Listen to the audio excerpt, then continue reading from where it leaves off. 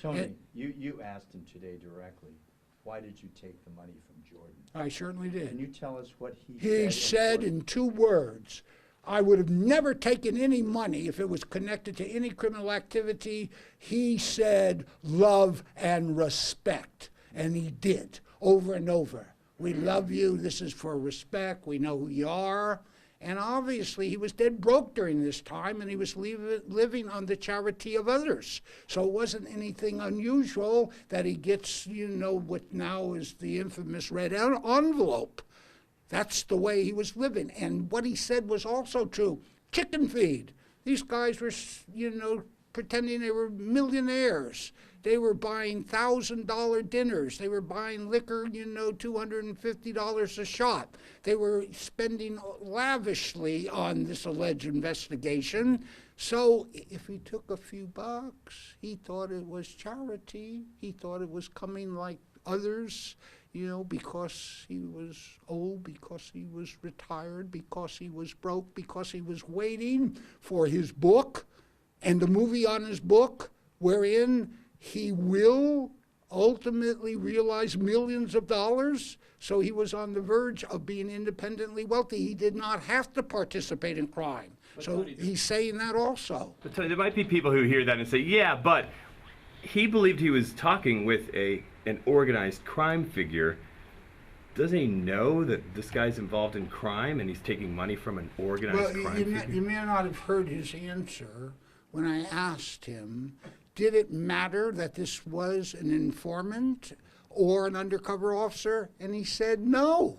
He said, I want them around me. I have informants around me. I have police around me constantly. And therefore, if I'm killed, they will intercede or they will protect me. And I'm not doing any crime, so I'm not worried about it.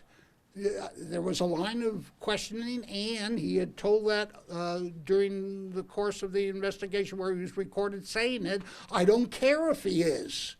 See, it's a manifestation of an innocent mind who wants law enforcement around him because he thinks there is a hit out for him from, the gang people connected to Leon.